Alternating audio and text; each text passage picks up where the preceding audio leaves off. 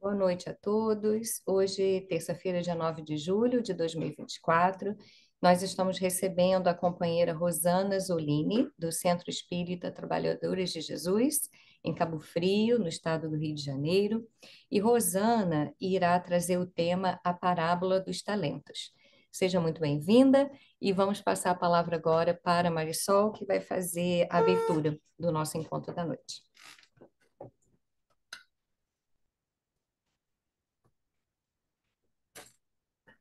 Boa noite a todos. Eu vou fazer a leitura Boa noite. do livro Vinha de Luz, Chico Xavier pelo Espírito Emmanuel. E a mensagem 98. A prece recompõe. E tendo orado, moveu-se o lugar em que estavam reunidos. Na construção de simples casa de pedra, há que despender longo esforço para ajustar ambiente próprio, removendo óbices, eliminando asperezas e melhorando a paisagem. Quando não é necessário acertar o solo rugoso, é preciso muitas vezes aterrar o chão, formando leito seguro à base forte. Instrumentos variados movimentam-se metódicos no trabalho renovador. Assim também na esfera de cogitações de ordem espiritual. Na edificação da paz doméstica, na realização dos ideais generosos, no desdobramento de serviços edificantes, urge providenciar recursos ao atendimento geral com vistas à cooperação, à responsabilidade, ao processo de ação imprescindível. E, sem dúvida, a prece representa a indispensável alavanca renovadora, demovendo obstáculos no terreno duro da incompreensão. A oração é a divina voz do Espírito no grande silêncio. Nem sempre se caracteriza por sons articulados na conceituação verbal, mas, invariavelmente, é prodigioso poder espiritual, comunicando emoções e pensamentos, imagens e ideias, desfazendo empecilhos, limpando estradas, reformando concepções e melhorando o quadro mental em que nos cabe cumprir a tarefa a que o Pai nos convoca. Muitas vezes, nas lutas do discípulo sincero do Evangelho, a maioria dos afeiçoados não lhe entende os propósitos. Os amigos desertam, os familiares cedem à sombra e à ignorância.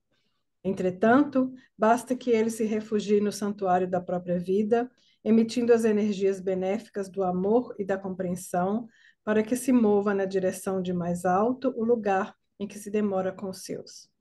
A prece tecida de inquietação e angústia não pode distanciar-se dos gritos desordenados de quem profere a aflição e se entrega à imprudência. Mas a oração, tecida de harmonia e confiança, é força imprimindo direção à bússola da fé viva, recompondo a paisagem em que vivemos e traçando rumos novos para a vida superior.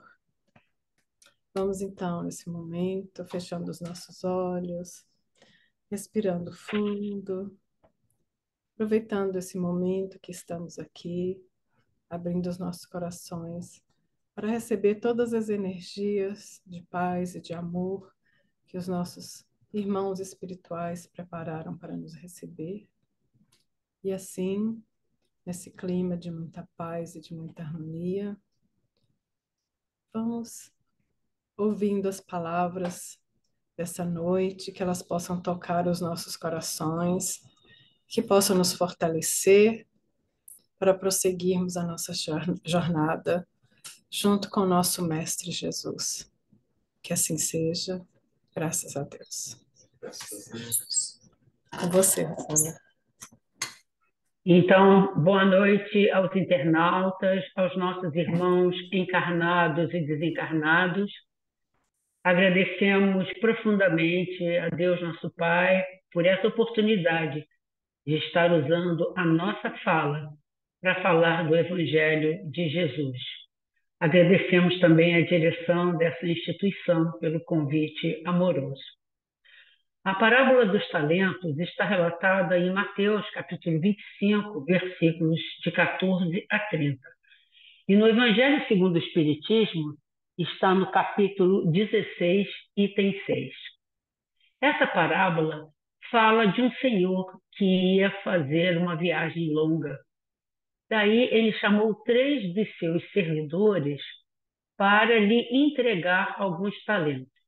Lembrando que talentos simbolizam os infinitos recursos divinos disponibilizados pelo Senhor Supremo em prol do nosso progresso moral e espiritual. A gente vai observar que nessa parábola existe uma diferença na distribuição dos talentos, porque ele chama 3 servos, para um ele dá 5 talentos, para outro 3 talentos, e para o terceiro ele dá apenas 1 talento. No primeiro momento de reflexão, a gente poderia pensar que o Senhor ele está tendo uma alternativa injusta ou arbitrária. Entretanto, ele conhece cada um dos seus servos e ele os distribui de acordo com a capacidade que esses servos têm de fazerem uso desses talentos no sentido de multiplicá-los, no sentido de trazer o progresso para eles mesmos e também o progresso para a comunidade na qual eles estão inseridos. Uma outra parte dessa parábola vai ser a aferição dos resultados, que quando o Senhor volta de viagem, ele chama os seus servos para fazer essa aferição. E a gente vai perceber também que existem 2 resultados distintos.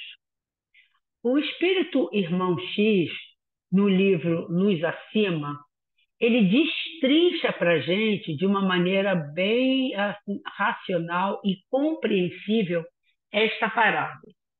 Então, o irmão X começa nos dizendo que o primeiro servo chega ao encontro do seu senhor e o senhor lhe diz: conduze contigo estes tesouros de alegria e de prosperidade. São eles a saúde, a riqueza, a habilidade, o discernimento e a autoridade. Multiplica-os aonde fores, em benefício dos meus filhos e teus irmãos, que em situação inferior à tua, avergados ao solo do planeta, a quem levará as minhas bênçãos e para que eles se esforcem mais intensamente.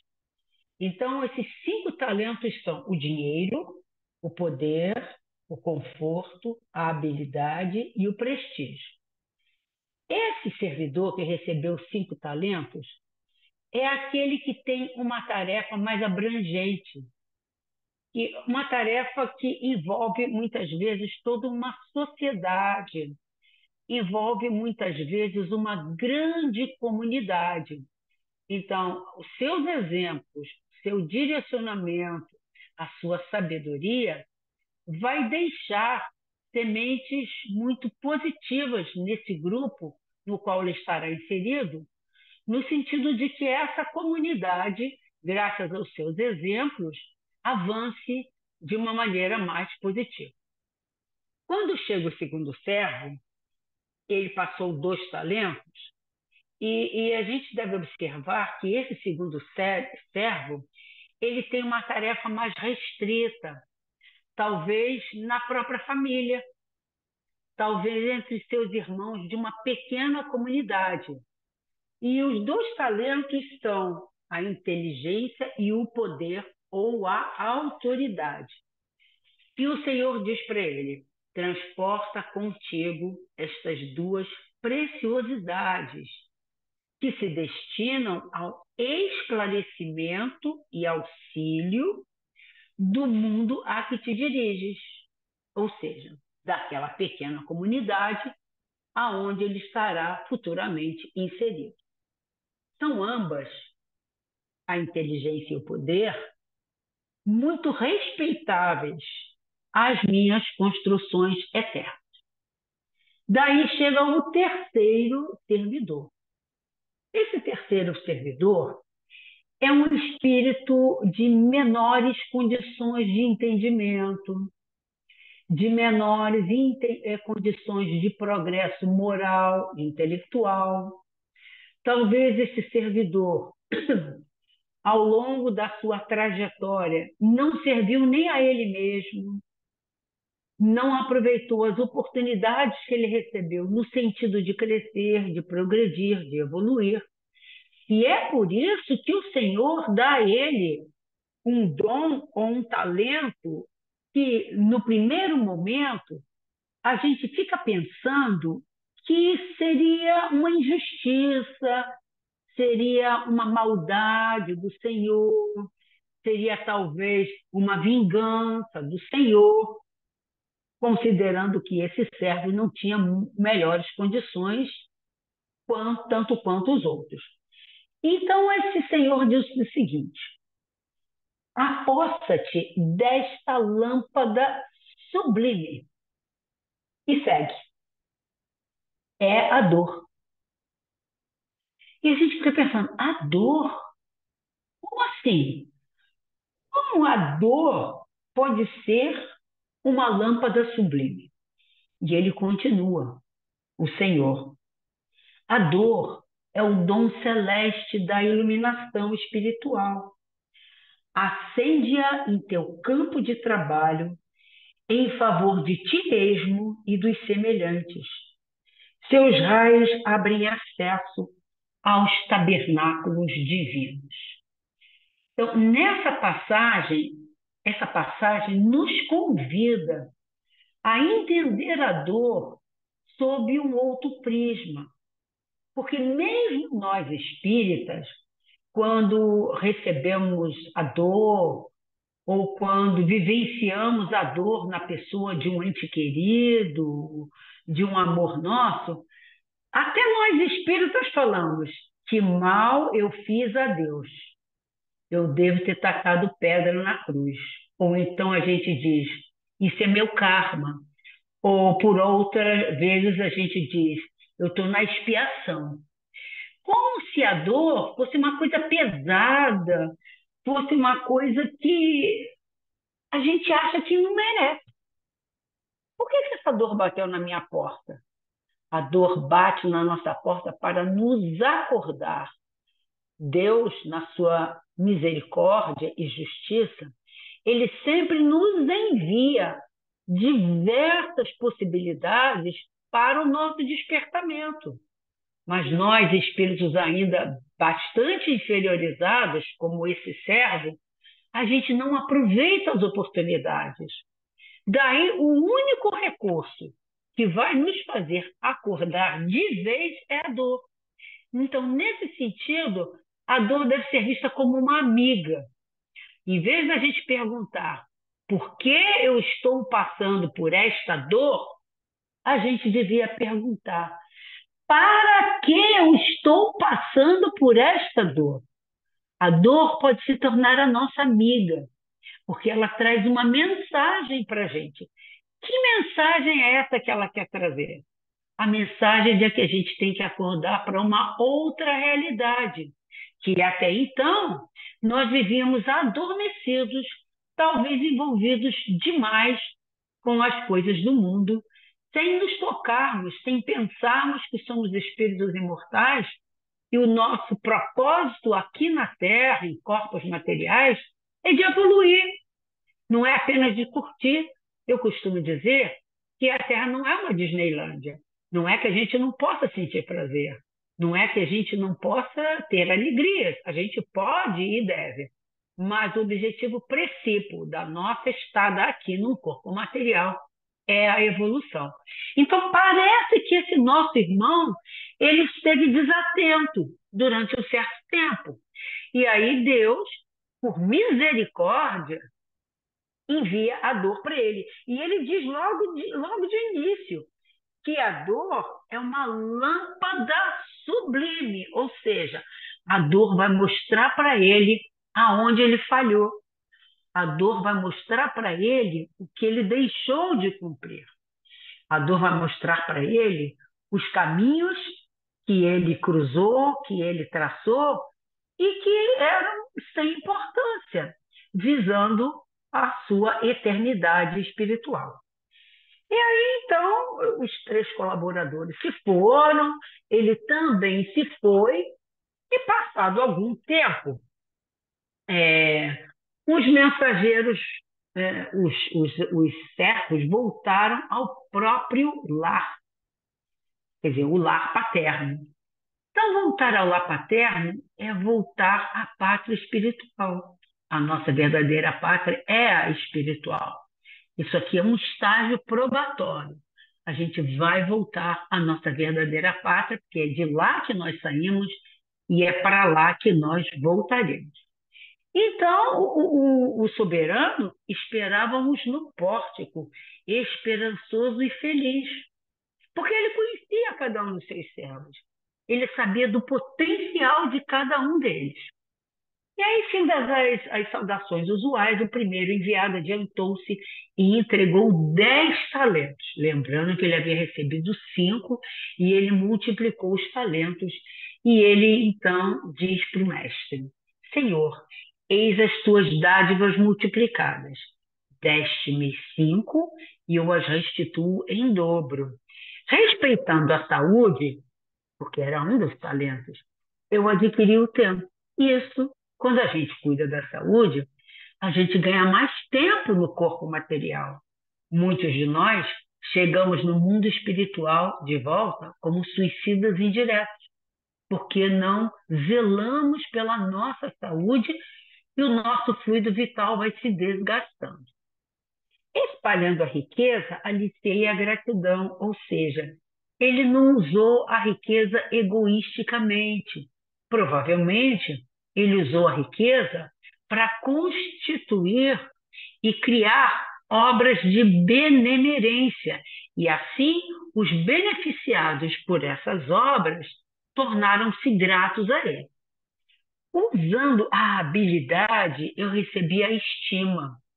Então, a pessoa hábil no conversar, a pessoa hábil no trato com os semelhantes, a pessoa respeitosa com os semelhantes, a pessoa que tem empatia, que se coloca no lugar do outro, atrai a estima daqueles que são beneficiados. Movimentando o discernimento, eu conquistei o equilíbrio. Claro, quando a gente tem discernimento sobre o que é certo, sobre o que é errado, quando a gente tem o equilíbrio, nem tanto ao mar, nem tanto à terra, como a gente diz aqui no Brasil, a gente tem equilíbrio, equilíbrio mental, espiritual, físico, orgânico. E distribuindo a autoridade em teu nome, eu ganhei a ordem. É muito interessante a gente pensar na autoridade, não é? Porque a verdadeira autoridade é a autoridade moral. A autoridade a que ele se refere não é a autoridade da carteirada. Você sabe com quem você está falando? É a autoridade moral, é aquele que tem moral para orientar, para falar, para pedir, e dessa maneira ele ganhou uma ordem naquela comunidade. E ele continuou: o teu plano de júbilo e evolução foi executado. Veio um segundo servidor, sim, mas aí quando termina o relato do primeiro servidor, o Senhor diz: já que fostes fiel em negócios de pouca monta, conceder-te-ei a intendência de importantes interesses da minha casa. Aí vem o segundo. Depositou na mão do Senhor 4 talentos, informando: Senhor, recebe os teus haveres multiplicados. Elevando a inteligência, eu obtive o trabalho, claro. Porque quando a gente trabalha a inteligência, e lembrando que para nós evoluirmos, a gente tem que desenvolver a inteligência e a moral. Desenvolver a inteligência é mais fácil. Desenvolver a moral é um pouco mais difícil. Mas a inteligência nos ajuda a discernir o que é certo, o que é errado, que caminhos a gente deve escolher em detrimento de um mau caminho. E é por isso que, com a inteligência, ele obteve trabalho. e submetendo o poder à tua vontade sábia, eu atraí o progresso. Interessante também que ele recebeu o poder. O poder, não se sabe se ele tinha alguma tarefa específica, mas assim, o poder é também autoridade. Então ele tinha poder, ele tinha autoridade. Lembrando que esse segundo servo que recebeu apenas 2 talentos, a tarefa dele era mais restrita, numa comunidade menor. Mas ele tinha autoridade moral e dessa forma ele atraiu o progresso. A tua expectativa de instrução e ajuda no meu setor de atividade foi atendida. O pai louvou-lhe a conduta e disse: já que revelaste lealdade no pouco, ser-te-á conferido muito nas grandes tarefas. Daí vem o terceiro. Logo após acercou-se o terceiro servo da expedição e, devolvendo intacto o patrimônio que recebera, notificou: Senhor, sinto muito.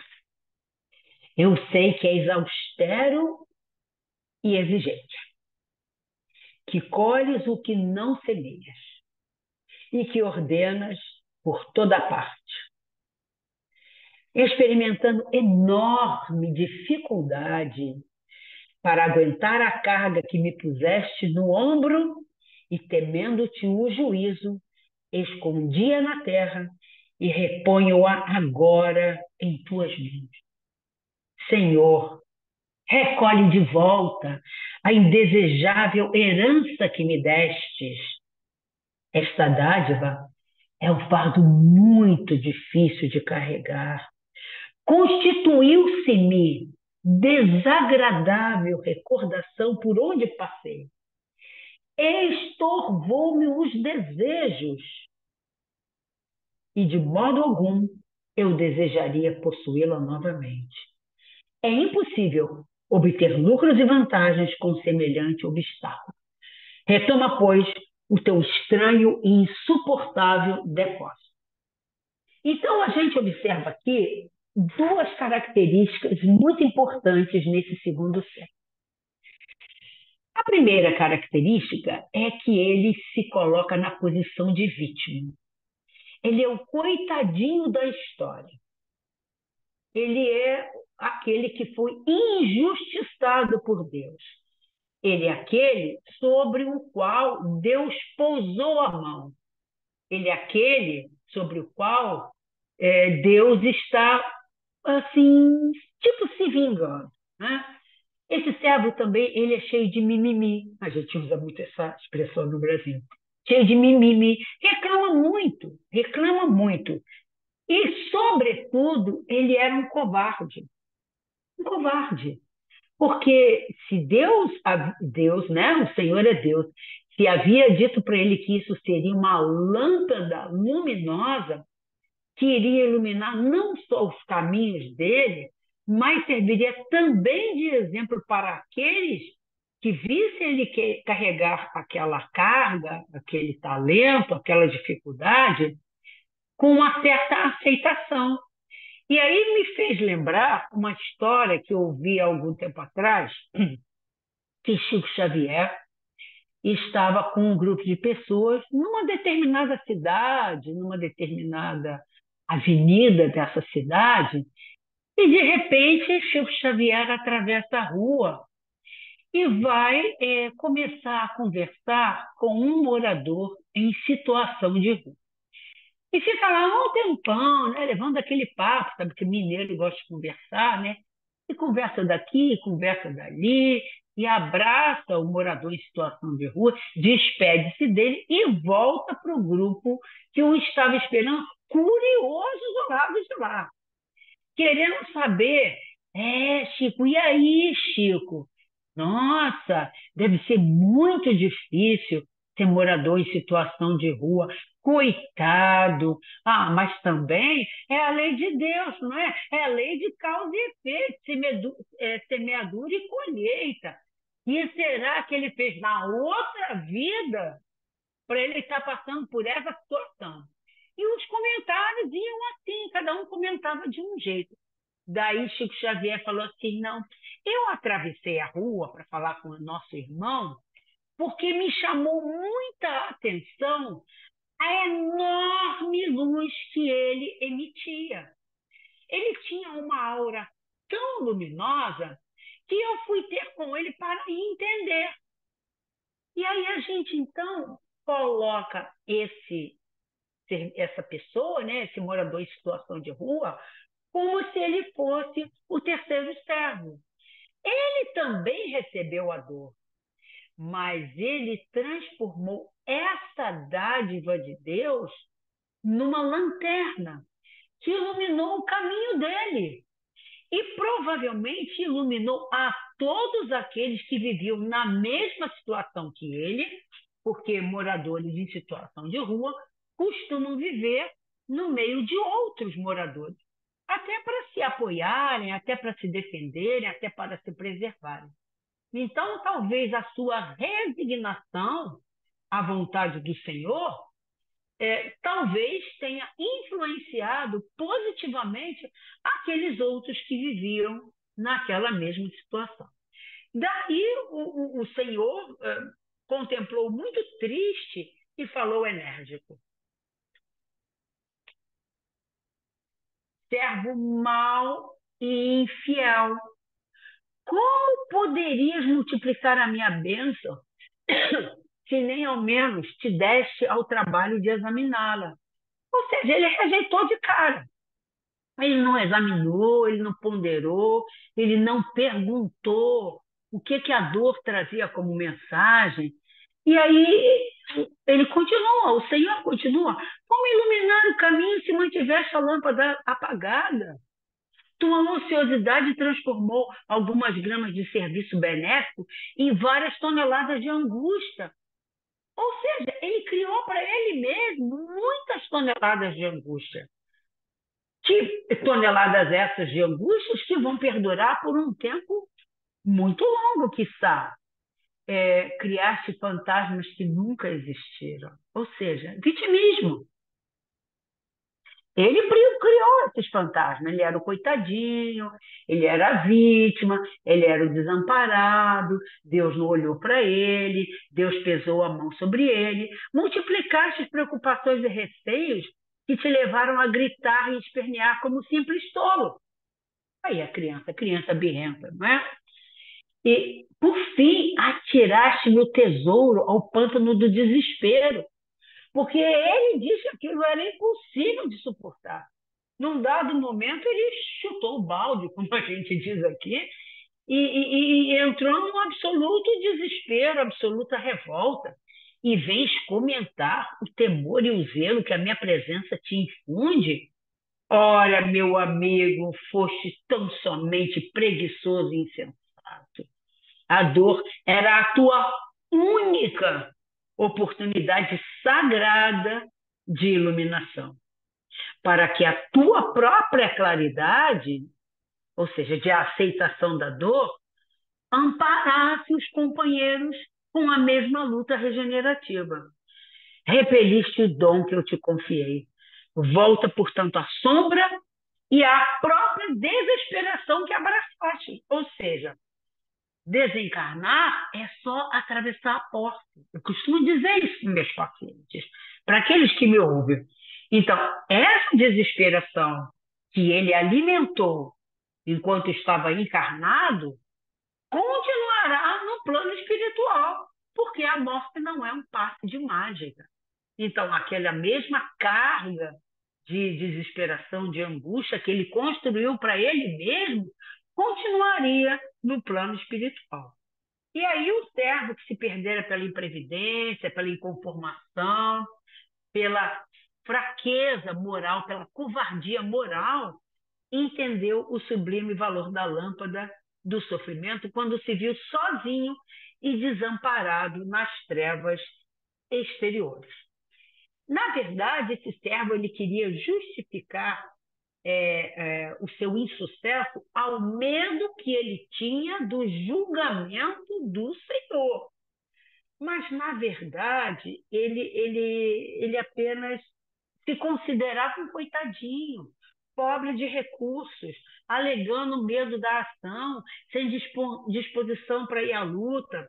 E aí alcançam o fim do corpo sem o mínimo aproveitamento da existência. E aí o irmão X nos diz: se recebeste, pois, uma rude tarefa, não te atemorizes à frente dos outros e faze desta tarefa, o teu caminho de progresso e renovação. Por mais sombria que seja a estrada que fostes conduzido, agradece sempre ao Senhor da vida pelas circunstâncias e enriquece essa tarefa, enriquece esse talento com a luz do teu esforço no bem. Porque se você está passando por provações, há outras pessoas que talvez passem por provações iguais ou piores que as suas. Então, o medo absolutamente serviu como justificativa aceitável no acerto de contas entre o servo e o Senhor. Então, o Senhor diz para ele que ele vá para as trevas exteriores. Daí a gente fica se perguntando que coisa é essa de trevas exteriores, né? É muito comum a gente ouvir isso, inclusive nas conversas de Jesus com os seus discípulos, né? As trevas exteriores, num entendimento espírita, significa as regiões do sono psíquico. São regiões nas quais você fica por um longo tempo. André Luiz, no livro, se não me falha a memória, no segundo livro da série, ele visita com o seu orientador um hospital, Mensageiro, se não me falha a memória. Ele visita, então, um hospital de largas proporções. E eles, então, chegam num ambiente em que havia milhares de espíritos num sono profundo. Ou seja, eles estavam fugindo da própria consciência. Então, treva exterior é quando você se recusa a abrir os olhos para a realidade. Realidade essa que ou seja, que nós mesmos construímos com a nossa imprevidência. Então, a gente, independente de ter luz externa ou não ter luz externa, a gente fica ensimesmado em nós mesmos. Nós preferimos nos ocultar dentro de nós mesmos. Então, essas trevas exteriores também podem ser entendidas como regiões mentais de semi-inconsciência. Daí, nesse livro, André Luiz, muito curioso, pergunta ao seu benfeitor daquela tarefa se eles não poderiam ser acordados. Eles não poderiam ser acordados. Parece que naquele enorme grupo, apenas 400 e poucos espíritos estavam em condições de começar a despertar. E aí o seu orientador fala para ele se aproximar de um desses determinados pacientes, aguçar a percepção, e ele percebeu então que, apesar desse espírito estar numa semi-inconsciência, de estar aparentemente num sono psíquico, a sua mente, ela revelava um intenso movimento, revelava as lembranças dos seus equívocos, dos seus erros e das suas quedas morais. Então, essa parábola, ela é muito útil para nós mesmos, para a gente pensar na nossa própria vida. Que talentos que eu recebi do Pai? O que eu estou fazendo com esses talentos? Que benefícios eu estou auferindo desses talentos? Que benefícios eu estou deixando para aqueles que estão convivendo comigo no mesmo ambiente a partir desses talentos? Será que estou multiplicando os talentos? Ou se de alguma forma eu me comporto como esse terceiro companheiro? Porque se eu me comporto como esse terceiro companheiro, eu estou perdendo tempo. Eu estou deixando a vida me levar. E o tempo é, assim, um instrumento preciosíssimo. É uma moeda de alto valor.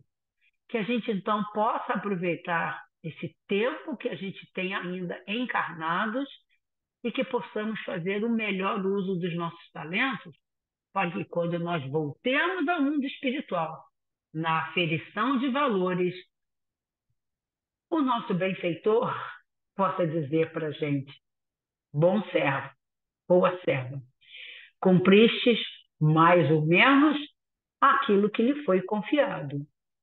Futuramente você terá novas oportunidades e você vai receber tarefas de maior monta. Que o Senhor da vida possa nos abençoar, nos inspirar e nos envolver para que a gente esteja atento e vigilante, sempre. Gratidão. Gratidão a nossa, querida Rosana.